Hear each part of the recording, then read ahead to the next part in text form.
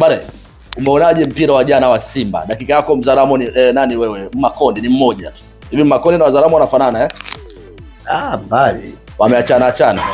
Basi tuambie Matola, Pira Matola ulilionaje? Pira Matola. Yaani Pira Matola ulilionaje jana? Mimi naweza kusema tu kwanza kwa ukiangalia klabu ya Simba timu yao ni timu nzuri na wachezaji wazuri. Inahitaji tu ni mwalimu mwenye kikubwa ya kuja kuisimamia tu basi. Kwa sababu hata wewe sasa hivi upewa David Simba pale panga utapanga na utafanya vizuri kwa maana wachezaji wote wana quality. Utakamtoa utakamuingiza hakuna utofauti.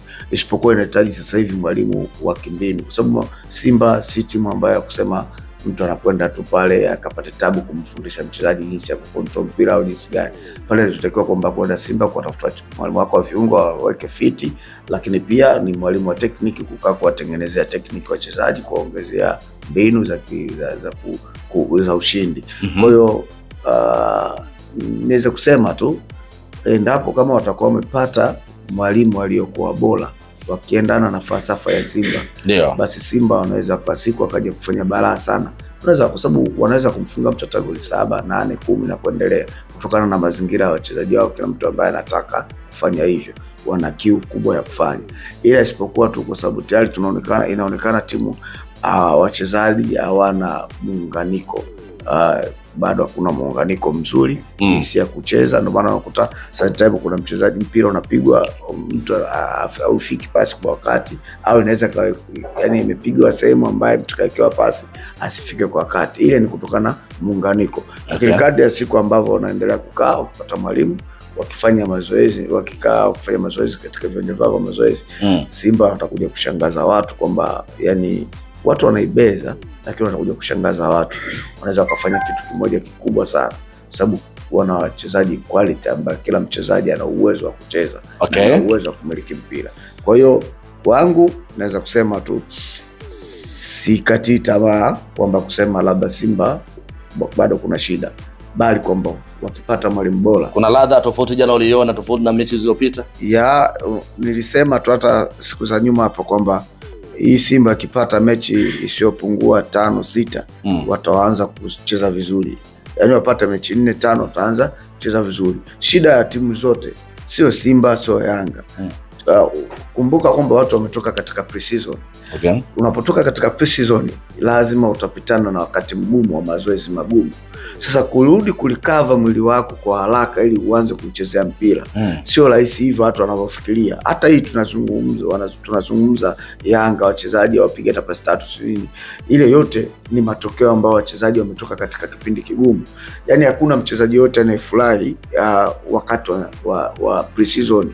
Anayefurahi yule ni mchezaji mgeni kwamba anasema tunaenda Misri, yeye anafurahi kwa sababu tunaenda Misri. Lakini mazoezi magumu yani kuna mazoezi magumu sana kwa sababu unatoka kule mchanga unaingia jimu, unatoka yani ule mpira wenyewe kuchezea wewe upewe nafasi ya kuchezea mpira. Kwa maana kwamba kuna mawiki zaidi ya 2 au 3 pale unafanya mazoezi yako magumu, mpira unapewa dakika sio pungua hata 5 tu 10 basi.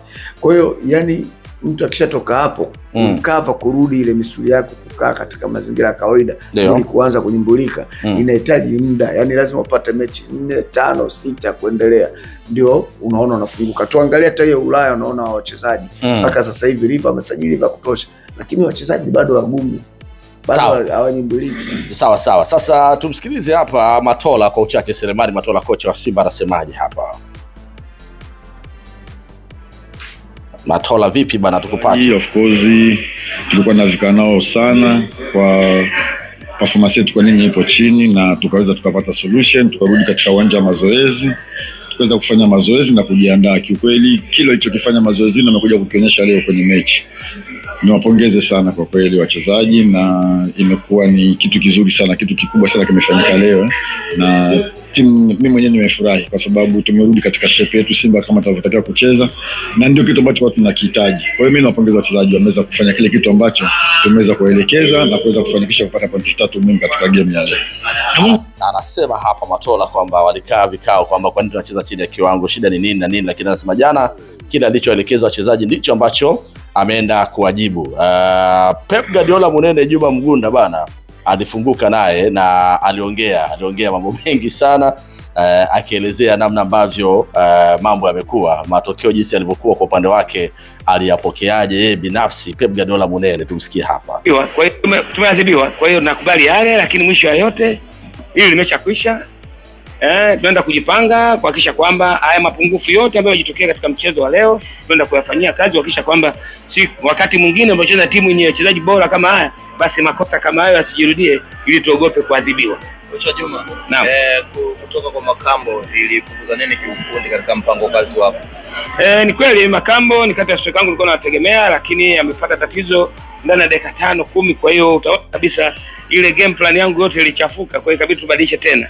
Lakini yote kwa yote ni kwamba na wachezaji wengine ambao wamekuja wakacheza wakafanya vile mpaka dakika 90, lakini nikubali kabisa, niwapongeze Simba, wamecheza vizuri, wametumia nafasi ambazo sisi kwa defense yangu walifanya makosa ya kurudia na kwa ubora wa wachezaji wao. Haya ba, huyo hapo sasa ni Pep Guardiola Munene, Juma Mgunda. Kama kawaida anasema alipotoka tu Makambo, game plan yake ikachafuka moja kwa moja, na hapa akaulizwa swali na mwandishi akawa, unajua alimjibuje? Hajawahi kukosa vimbwanga huyo mzee. Pep Guardiola Munene. Gani wa Simba amewavuruga leo? Mchezaji gani wa Simba amewavuruga leo? Mchezaji gani wa Simba alituvuruga? Sasa kwani Zege Kwa maana wote mchezo mgumu. Mchezo mgumu. Mechi ilikuwa ngumu yote kwa sababu wote timu yote ya Simba ilicheza kama timu, walicheza vizuri. Kwa hiyo na sisi tulienda kupambana nao. Kikubwa na ambao tumejifunza, kuna vitu ambavyo tumejifunza kule. Kuna young players ambao nao kwenye timu yangu wameona kwamba mnapocheza na wachezaji wakubwa natakiwa mcheze vipi. Kwa hiyo kwa namna moja au nyingine ni funzo kwa wale vijana wangu, naamini kabisa next time tutafanya vizuri. Ilikuwa ni Zege hii. Dada kuna mchezaji gani aliyovuruga kwa Simba, ila swali la mwandishi hili dalo. Kwa Zege hii. Baada dakika moja Faraji, ili tuwapishe wa jamaa watupe maneno hapa. Simba ulioiona jana ni Simba ambayo ndo watu walikuwa wanatarajia kuiona, ama wachezaji wanajaribu kuonyesha kwa sababu wamesikia kocha mkuu yupo na amefika, wanataka kuweza kupambana ili kuonyesha kwamba wanataka nafasi, kwamba hata kocha akiangalia hapa bana, mimi ninataka nichukue nafasi ya Jean Charles Ahoua, yani piga ugaragaza nichukue nafasi. Mimi naona jana walicheza vizuri, yani ya kila mchezaji ulikuwa unaona kama shauku ni kubwa ya kutaka mchezo. Ndio. Lakini kitu ambacho nilivutiwa nacho zaidi ni tatu ya mwisho kabla ya mshambuliaji. Una Morris Abraham, una Elim Panzu Kibesawala, una Joshua Mutale Budo. Hao wote ni sprinters. Yaani ni wachezaji ambao wakiwa na mpira wana uwezo wa kutembea kwenda mbele. Maana yake mobility, uhamaji kutoka boksi la kwanza kwenda la pili, wakipata mipira kwenda kwenye final third wanakimbia sana. Kwa hiyo maana yake wanatengeneza spaces nyingi, na ndio maana utaona ama uliona namna gani Joshua Mutale anaweza kuwa ana disorganized na Mungu, yani wanaweza wakaenda wawili lakini Zewe anavotani akachukua mpira akaenda mbele, unaona spaces. Morris Abraham one touch football, sehemu inayohitajika anafanya hivyo. Kwa hiyo kwangu naona ushapu pia wachezaji wa Simba kwenye eneo la tatu ya mwisho jana uliwachachafya zaidi na Mungu.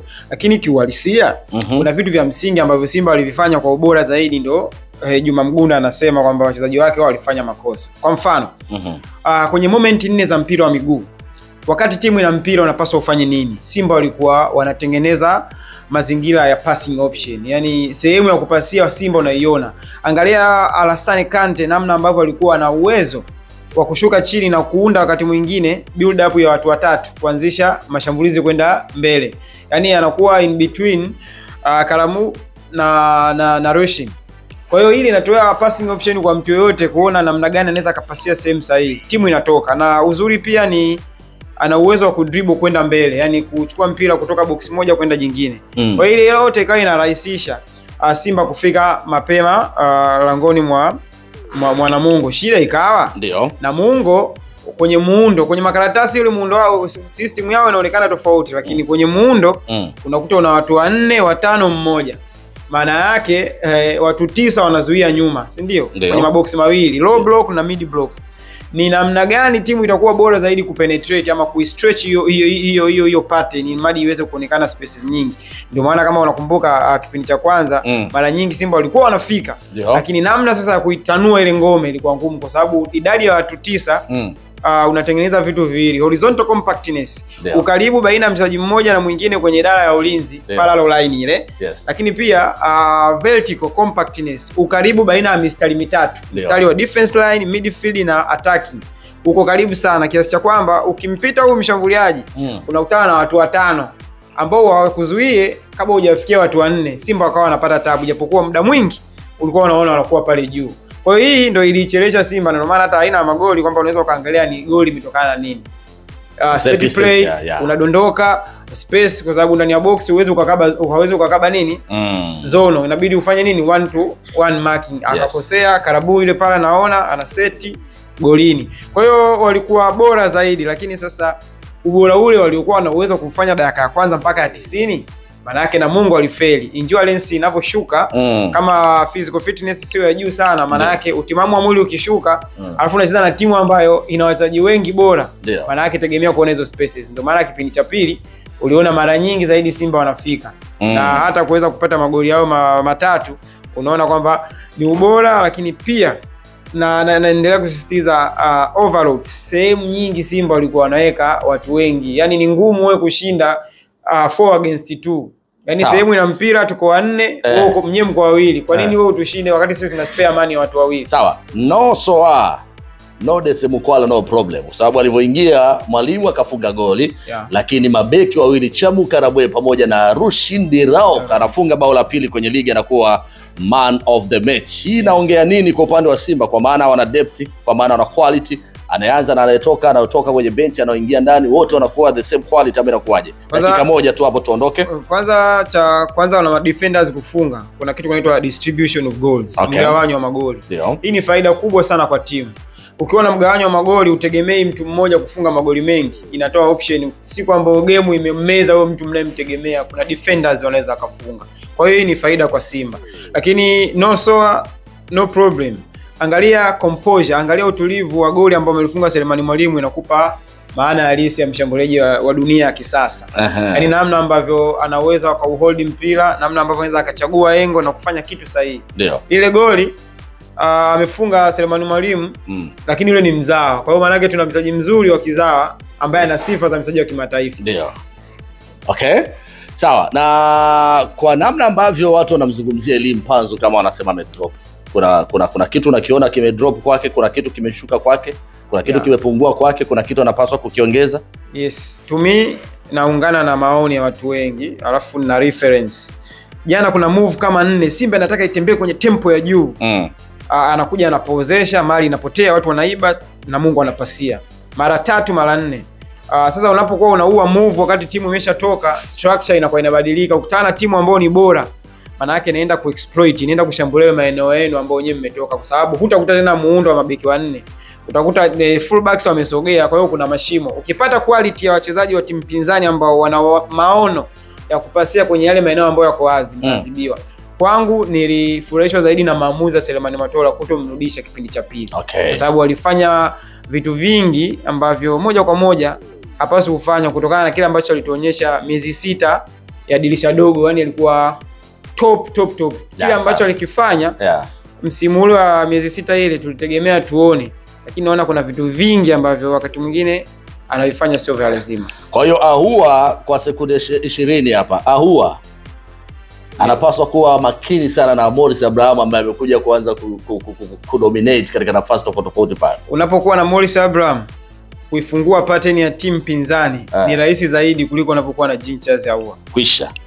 Tayari. Umemaliza, mimi siendelei. Ahua jiangalie bwana. Morris ametoka Ulaya bwana. Anataka kuonyesha watu. Sasa ninao hapa